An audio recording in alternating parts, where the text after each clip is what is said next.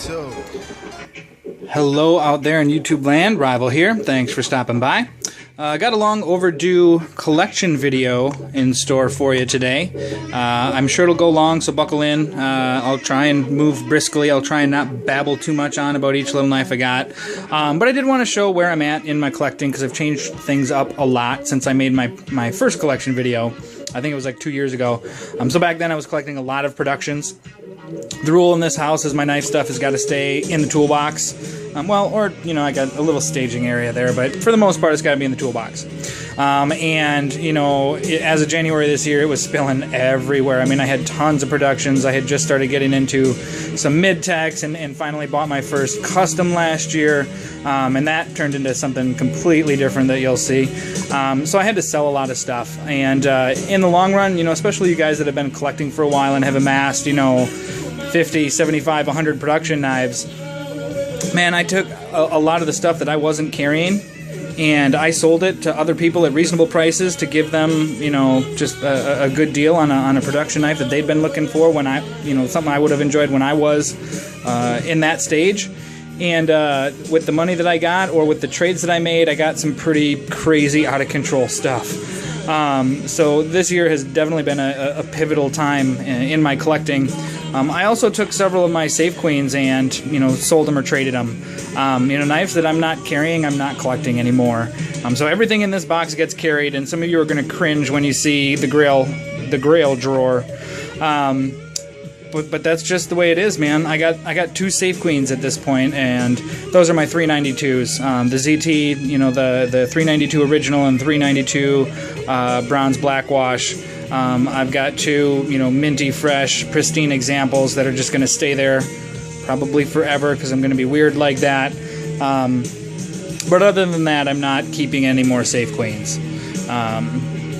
So yeah, let's just dive in. As you can see in the top of the box, we got just my random assortment of maintenance-related stuff. You got some driver, bit drivers, Dremel in case you need to do a little polishing or something like that. EDCI, which all of you guys should have. If you don't, shame on you. Order some EDCI. It's a great, rust preventer and kind of wax and knife protectant. Food safe, fantastic. Sharp maker for touching up edges, which is just a great, day-to-day maintenance tool. Sometimes I'll use a strop. A strop is another great way to keep, especially if you've got a mirror polished edge, which I've got a few of. Those have to be stropped. You put them on a stone, otherwise you're going to mess up that mirror polish. So, random assortment of knife-related ditties. I'll show you the junk drawer, or what I call the junk drawer. Just stuff that I'm not really carrying right now.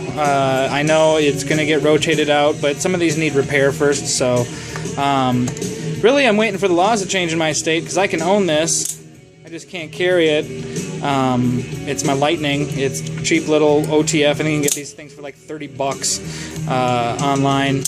Fun little blade to play with, though. A Duk Duk. This is a little French knife that I got in a trade. I'm not really fond of slip joints or anything like that, so I don't know what I'm going to do with it, but probably go out in a trade. Kershaw Storm 2. As you can see, the lock, the tension on the lock got messed up. When I was working with it one day, I over-torqued the lock bar, so it needs to be repaired. And I popped the button off this guy, which was a Kershaw Dimension, which is a great entry-level kind of full titanium handle push-button lock. It was a great little spring-assisted knife, but I busted off the button lock, so it's not good anymore. I got a little Strider tool hiding back there, and I always carry one of these pretty much every day. You got just your standard Swiss Army Victorinox. I think it's like a cadet. I love this. I usually have this clipped to a belt loop. Bottle opener carabiner just clips right onto the belt loop. It's got a little pick in it. It's got a little driver in it.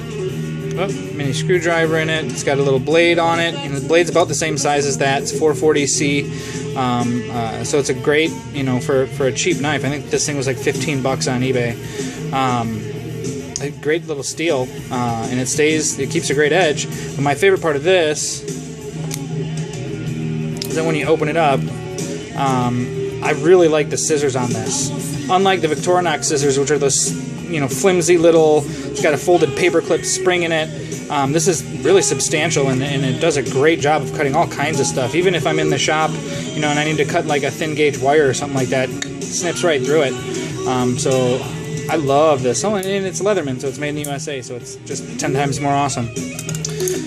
And then I love this little guy. I got this year. It's from the USN forums. It was a limited edition forum knife for the USN, so it's a little ladybug. It's one of 2 Spydercos I still have. Well, yeah, it's got the USN goat. Whoop, sorry guys. Let's see if I can get that for you. Hello. There you go. It's got the USN goat on it. A great little hawk bill, so just for pull cutting and utility style cutting. Again, I got a little carabiner on. Whoop, sorry, got a little carabiner on it to clip it to a belt loop. So it's easy to carry, easy to use, pretty handy dandy.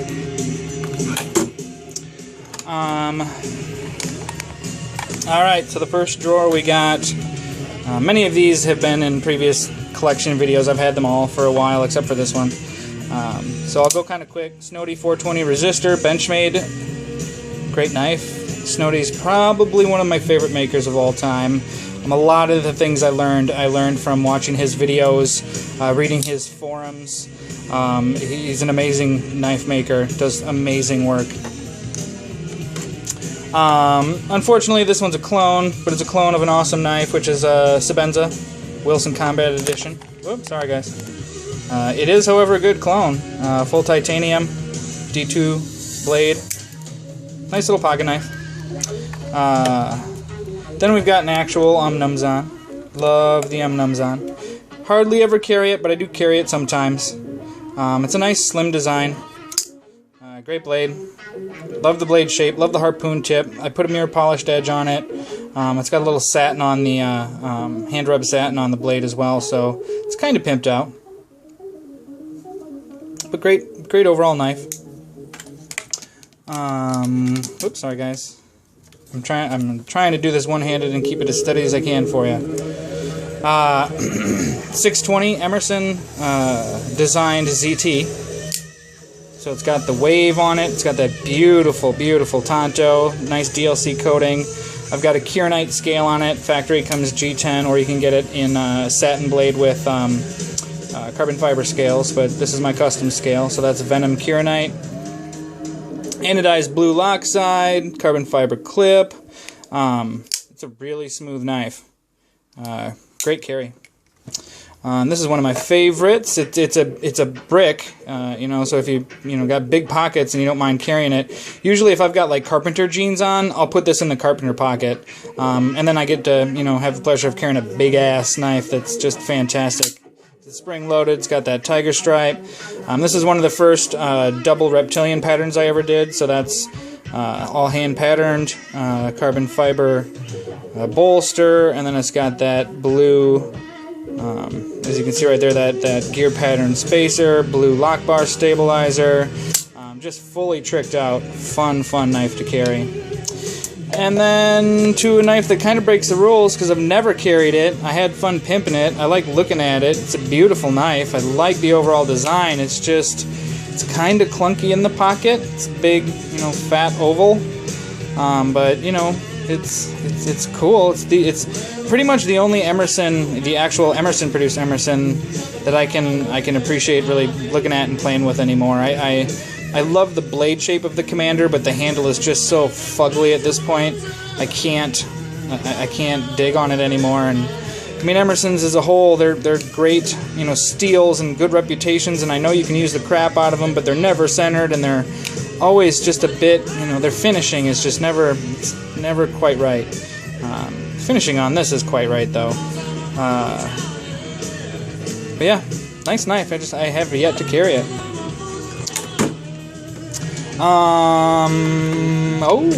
It's the Hinderer drawer. Everybody should have a Hinderer drawer at home. Okay, this is the only non-Hinderer, I lied.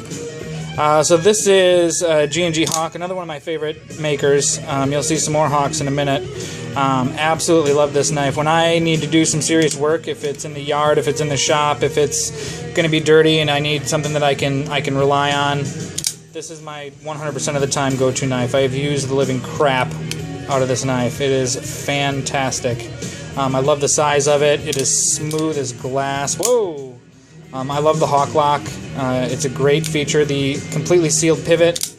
It's fantastic. You can see I got a mirror polished edge on there, and it just chews shit up. Amazing knife. It's out of production. If you can find one, get one. It's a fantastic knife. Another go-to working knife. You know, if for some reason I don't grab that, I grab this. S35 VN steel. Again, I've got a mirror polished edge on it.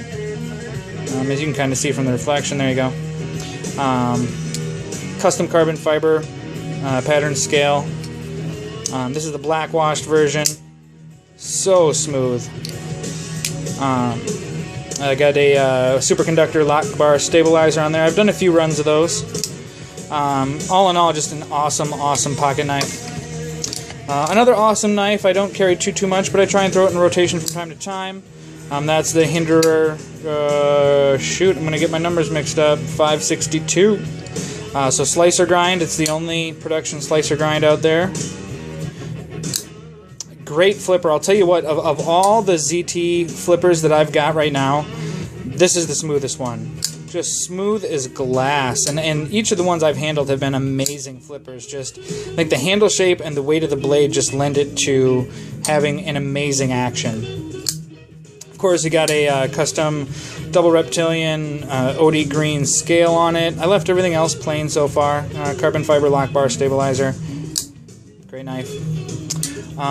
Then you got my heavily modified 560. You can see I put a big swedge or a big harpoon in the swedge. Gives it an overall slimmer profile on the front, mirror polished edge. I actually swapped scales on these two recently just for giggles. So this has got just a contoured carbon fiber scale. The beautiful machine side of it. Another, see if I can get you a better shot. But it's just another superconductor lock bar stabilizer. All from copper 444. Again, this one's also from copper 444. So you've got the there we go. The superconductor, so copper niobium superconductor bolster, inlaid to a lightning strike carbon fiber scale on a CBCF. So this, obviously originally had that scale on it. But I love the way they did the composite blade on this knife. It's just amazing. Oh, and then the backside is also bronzed. So, love this knife. Just an amazing knife. I mean, all Hinderer ZTs, as you can see, I collect them all. They're just great knives, great produced, great designed. They're of any production knife, they're my favorite series ever. And then I've got the 566. That's right. I'm sorry, you guys. I sometimes get the numbers mixed up. I got so many rattling around my brain. But this is the stainless steel lock side. I de-assisted it. And then we've got the blue twill scale on there, which is great. Against the stonewash blade and stuff. I think it's just a great contrast. And then we've got the hello Hinderer clone. I got this also in a trade. Full titanium lock side. It's been anodized. It's cool. It actually flips better than a Hinderer does, believe it or not. I mean, I love Hinderers, but his actual production knives, for some reason, they just don't flip the greatest. They flip IE. ZT Hinderers flip way better than Hinderers. Wow, try saying that 3 times fast. But carbon fiber scale, it's a cool little knife. It's in my collection because I'm not going to trade it or sell it to anybody else. I mean, I don't want to perpetuate the cloning industry. I don't want to get more out there. I got it, like I said. I took it in, in credit in a trade. So, One more drawer before we get to the oh my god drawer. This is just another assortment of productions that I'm keeping, you know, at this point. Just ones I love. Love the Boker Quaken Burnley. Heavily modified, obviously. I've got the acid stonewash with splatter. I got the, what is that, Thunderstorm Kevlar scales. Thunderstorm Kevlar thumb disc. Splatter washed clip. Great knife. Super slim. When you need something that just kind of disappears in your pocket, that's the one. My only CRKT at this point. Ken Onion. First production, if you can see it on the blade. There you go, first production. Shit, what was it called though? I'm gonna forget off the top of my head. I'll remember later. But it's a great little knife. Ripple, that's it. The Ripple. This is the bigger version of the Ripple. There's a smaller version too. But yeah, first production with the Ken Onion, the actual Ken Onion logo, which they don't use for CRKT anymore. He just uses that on his custom. So I think that's a cool little trait. Kershaw, Damascus shallot. I'm more of a shallot guy than I am a leek guy. If you're a Kershaw fan, you know what I'm talking about. Leeks and shallots. The shallot's a little bit bigger, a little bit more Bowie style blade. Just great overall. Black DLC with Damascus blade. I told you were going to see more G&G Hawks, and I wasn't lying. This is a first production version of the Ram. An amazing knife, which is no longer in production, which is just a shame because this is an amazing knife. It's a little bit smaller version of that mud, so it's got the Hawk lock on it, which is awesome. The action on this is just insanely buttery. And as far as flipping action goes, because of the lock setup and how the detent works inside the blade and the momentum you build up from the flipper being so far above the pivot, it's just amazing. I mean, it almost sounds like a ratchet when you open it up, but the action on it is just intense. It's an amazing, amazing knife. And then I've got a custom Hawk grip clip, which I purchased right through Gavin. You can see here is a little piece of knife history. So this is an Emerson Benchmade. Whoops, sorry. Hello. So it's got the original Ballysong logo on it. And it's got the original Emerson design logo on it, ATS 34 steel. This was the first production Emerson, you know, first design he licensed was a CQC7. He kept the 6 for himself. This came out in a small version and a large version. This is obviously the super size version. It's got custom scales on it, and it originally came with only tip down carry. I hate tip down carry, so I fixed that with tip up. Put some camo scales on it. Great knife. I mean, it's an amazing knife. Like I said, I'm not huge on Emerson's, but it's got more Benchmade quality than Emerson quality. And it's a great performer. I put a mirror polished edge on the front half of that chisel grind, and I'm a big fan of chisel grinds. Got this a long time ago. It's just got my logo on it. Red leak. Nothing special, but awesome. Thanks to House of Blades, Matt helped set that up for me. Really awesome little knife. I mean, leaks are great. And then we've got another G&G Hawk. This is the ET external toggle. So this setup was like the first of, I shouldn't say the first of his mechanicals, but the first of this type of mechanical setup where the blade is opening and closing, and you've got these, multiple bars that are, kind of pressurizing and depressurizing the knife. It's not locked. It's your hands that keep the mechanics from moving, that prevent the blade from closing on you, which is a theme that he's been really honing and fine-tuning and turning into some amazing, amazing designs.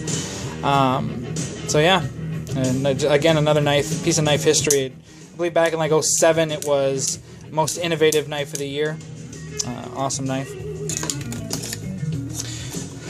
Alright guys, did we do pens and stuff? I'm not sure if we did pens and stuff. If we did, I'm sorry, but we'll just do these real quick. Copper Investigator Hinderer pen. Great little pen. It's very small. It uses a Fisher refill. I'm not a fan of Fisher refills. I like Parker refills, so I don't carry it much. But if I've got limited pocket space and I need to make sure I've got something that can write, a Fisher Space pen will write upside down underwater. So it's got that going for it. I've got my Preon, which right now has a Preon 1 body on it, the single AAA battery. I've got a double AAA battery modifier on it, or for it, to turn it into a 2. So it goes both ways. But it's great for when you need a light and you got limited pocket space, like the shorts I'm wearing today have really small, shallow pockets. You've got a pair of Fellholters here. So I've got the Fellholter Tie-Bolt pen, which is a full titanium pen. It's got the bolt action with a Parker insert, so I got a gel insert in there. I've got the PDA tip on it so that it works with tablets, with phones and all that jazz. So pretty cool pen, full titanium. Always love my titanium. And then I've got the Fellholter Light.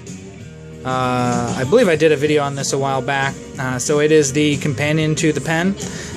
It's got that bolt action light, which is just freaking cool, and it blasts, man. It really blasts with CR2 batteries.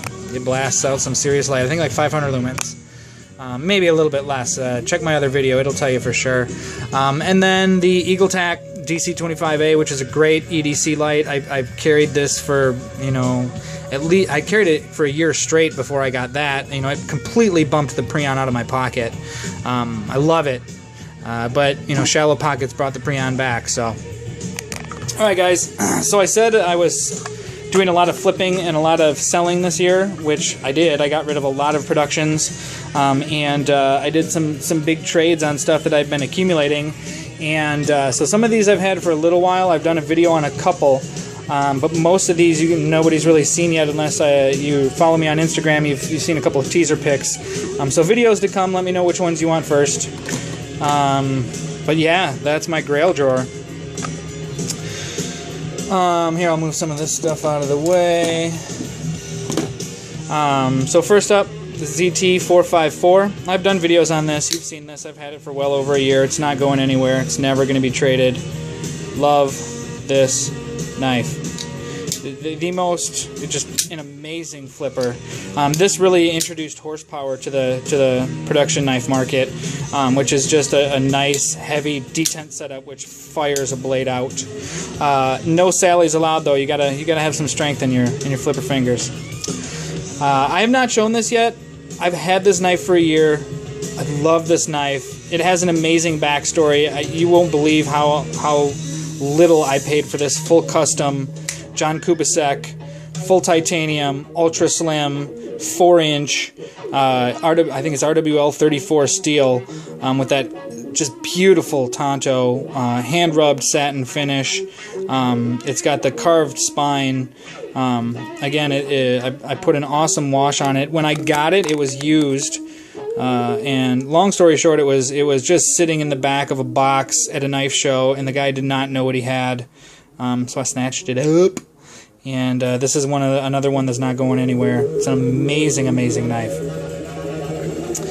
A lot of people say that they got smooth knives, and this knife is the smoothest, and that knife is the smoothest. I've handled hundreds of knives. I've got a lot of beautiful knives, as you can see here. I've got a lot of great flippers, as you just saw. This is the smoothest knife I've ever had to date. Hands down, bar none, period, no ifs, ands, or buts. This is a L36 Andre Thorburn Custom. It's M390 steel, which is freaking amazing steel. It's got a not necessarily hand rubbed, I shouldn't say that because I don't know for sure, but it's got a satin grind, and if it's not hand rubbed, I don't know, because they've got it in the lengthwise direction instead of the grinder direction, so that's just an amazing finish. And then as you can see in the background, it's near mirror polished. M390 is a really, really tough steel, and it doesn't take the greatest mirror polish, but that dual finish is just, holy Jesus, man. And it's mirrored on the insides too, where the bearings ride, and the insides of the titanium liners are mirror polished. So, you know, riding on bearings, I mean, I didn't need to do that stupid shake that everybody does to show you how smooth their knife is so I can shake it closed. Just let it drop. That's it. Just let gravity take its course. Let it drop. It's just an amazing knife. Plus, it's a front flipper, which I've never had before, and I've been seeing a lot. He does them. Gareth Bull does them. A lot of the South African makers are kind of popularizing them, and it's a cool way to open a knife. This one's got a stiff detent. It is from the East Coast Custom Knife Show 2014, so it's a little over a year old. Amazing knife. Carbon fiber bolster, G10.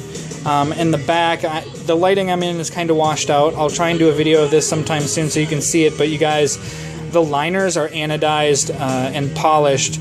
So the liners are blue, and it's like a light sky blue on the top, and then the inside of each of the carved liners is a deep blue, so it contrasts, and the blue contrasts with the orange G10. It's hunter orange. I know it's washed out in this video. I apologize, you guys, but the color combinations on this knife are just ridiculous. An amazing, amazing knife. I had to trade a Strider away to get that knife. Worth it, hands down, all day long. This is a knife made by a couple of awesome guys. Big shout out to Ed Red Horse Knives. I've had this. I got this at the Janesville Knife Show. Shoot, like March, something like that. It's a prototype of his. I want to do a video on it to show you. He's had this design out for a while, but he was messing around with the lock setup. When you look at that, I know you're thinking, oh my god, it's 100% engaged, holy crap, that's horrible, that's not good. But it's not, because there is, similar to the way Reeve does it on an Umnumzon, he's got a ball bearing set into the lock face, and it's a hardened steel ball bearing, so the hardness of the steel matches the hardness of the steel in the knife, and it's actually at about 50-60% engagement.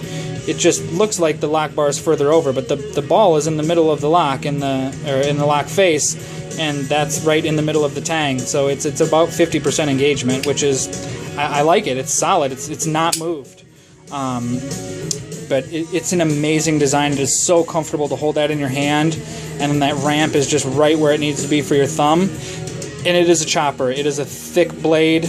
It's not a slicer. It's got a chisel style grind, like an Emerson V chisel. So it's got the back side and then the front side, which just has one secondary bevel instead of two. So I mirror polished that up. Hey. Woo! I almost chopped my thumb off. It's smooth, man. It is riding on bearings. And again, you don't need to shake it too much to get it closed. The weight of that blade, whoa, closes that knife.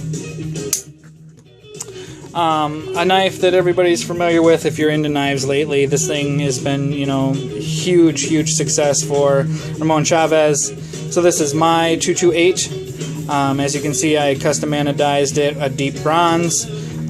Gave it a dripping skull on the clip, and then I put a swedge, a satin swedge on the top to go along with the mirror polished edge I put on the blade.